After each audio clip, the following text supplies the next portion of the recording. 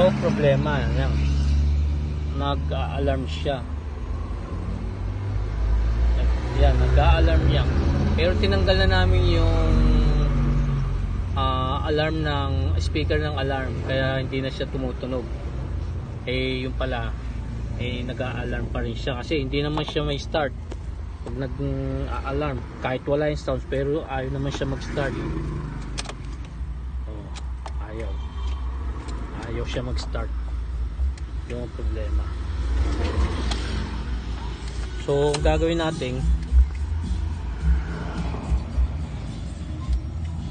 yung tumutunog na naman siya, tumutunog pero nawala yung indicator ng alarm, pero mamaya ilaw din yan. Yan, ilaw na naman yan. Parang 5 seconds lang siya tumutunog, tapos pag ano, tapos di mo ulit siya may start.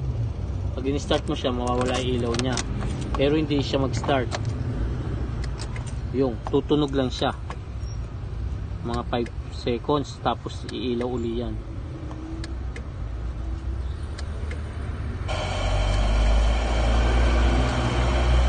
Kasi ilaw uli yan.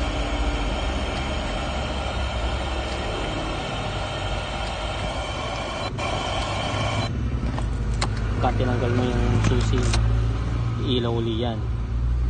So hindi ma-start. Ang gagawin natin is tatanggalin lang natin yung itong cover na to, itong cover mismo na to, cover na yun. Nasa baba yung screw nya, nasa baba. Ayan, nasa baba.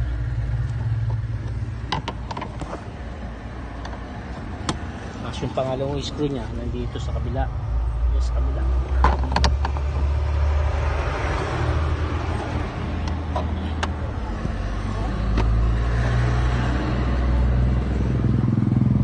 Screw niya. Tapos tatanggalin na natin yung cover.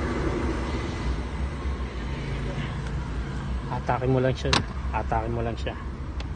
Tapos yung kabila, atakin mo din yan. Atakin mo lang siya. Tapos tula naman lock niya yun eh. Isa lang ang lock ito. Tula naglalak yan. Yung dalawa pala, igalawa lang siya lang. Tapos ito yung pinaka niya, indicator. Itong isang indicator, itong black, yan yung nilaw pa rin, nag-a-alarm pa rin siya. Tapos ito, hanapin natin yung module nya.